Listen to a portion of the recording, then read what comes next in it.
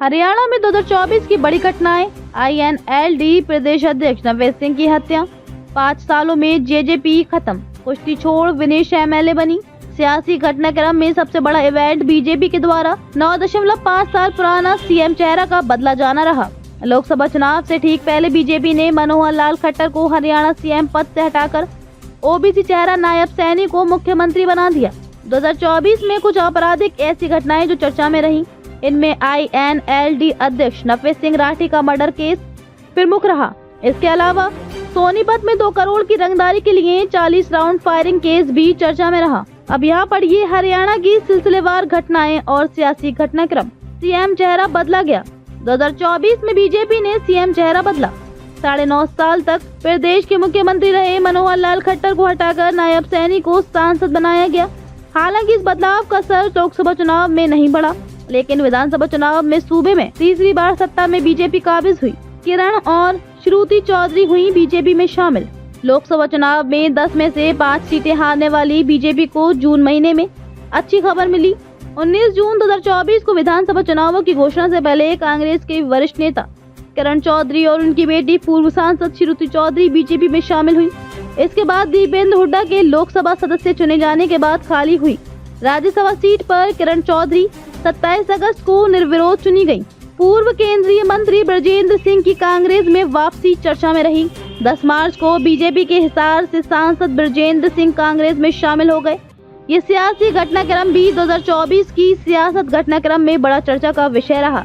2024 में लोकसभा का हिसार से टिकट मिलने की बीजेपी से उम्मीद नहीं थी। इसी को देखते हुए वो कांग्रेस के साथ हो लिए। हालांकि कांग्रेस ने लोकसभा चुनाव में हिसार से उन्हें टिकट नहीं दिया। कुश्ती छोड़ विनेश MLA बनी। ओलंपिक में 100 ग्राम वजन अधिक होने से गोल्ड मेडल से चूकने वाली विनेश फोगाट और बजरंग पूनिया ने अगस्त महीने में कांग्रेस का दामन थाम लिया। विनेश फोगाट को कांग्रेस ने जुलाना विधानसभा सीट पर पार्टी का उम्मीदवार बनाया। वहीं बजरंग पूनिया को कांग्रेस ने पार्टी के किसान सेल का कार्यकारी अध्यक्ष बनाया। बीजेपी तीसरी बार सरकार बनाने में सफल रही। हरियाणा विधानसभा चुनाव में लोकसभा चुनाव नतीजों से उत्साहित कांग्रेस को 10 साल बाद सत्ता में वापसी की उम्मीद थी। मीडिया में कांग्रेस की हरियाणा में वापसी की अटकलें लगी रही थी, लेकिन चुनावी नतीजे जब आए तो कांग्रेस और चुनावी सर्वेक्षण करने वालों को जोर का झटका लगा। बीजेपी हरियाणा में इतिहास बनाते हुए पूर्ण बहुमत के साथ सत्ता में वापस आ गई। सियासत में करनाल चर्चा में रहा। 25 साल बाद करनाल लोकसभा सीट को केंद्रीय मंत्रिमंडल में जगह मिली। सांसद मनोहर लाल को कैबिनेट मंत्री बनाया गया है। इससे पहले 1999 में ID स्वामी को केंद्रीय गृह राज्य मंत्री बनाया गया था। गरौंडा सीट से विधायक हरविंद्र कल्याण को विधानसभा का 18वां अध्यक्ष चुना गया। चौटाला परिवार की चौधराहट खत्म हुई।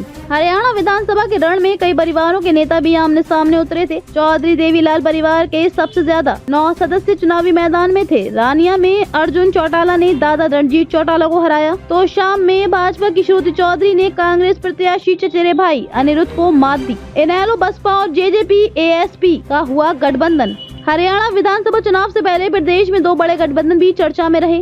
पहला राजनीतिक गठबंधन इनेलो और BSP के बीच हुआ। जुलाई महीने में हुए इस गठबंधन के तहत 90 सीट वाली हरियाणा विधानसभा के लिए 37 सीट पर BSP और बाकी पर इनेलो के उतरने का फैसला लिया गया। 5 साल में खत्म हुई जजपा। साल 2019 में बनी जननायक जनता पार्टी JJP 5 साल में ही खत्म होने की कगार पर पहुंची। डिप्टी CM सहित दूसरे बड़े नेता विधानसभा चुनाव में एक भी सीट नहीं जीत सके, जबकि 2019 में बीजेपी ने जसपा के 10 विधायकों के समर्थन से सरकार बनाई थी। लोकसभा चुनाव में 20 साल बाद कांग्रेस जीती। हिसार में 20 साल बाद कांग्रेस प्रत्याशी जयप्रकाश JP जीते। इससे पहले वही 20 साल पहले जीते थे। इसके बाद भजनलाल परिवार और चौटाला परिवार का इस सीट पर कब्जा रहा।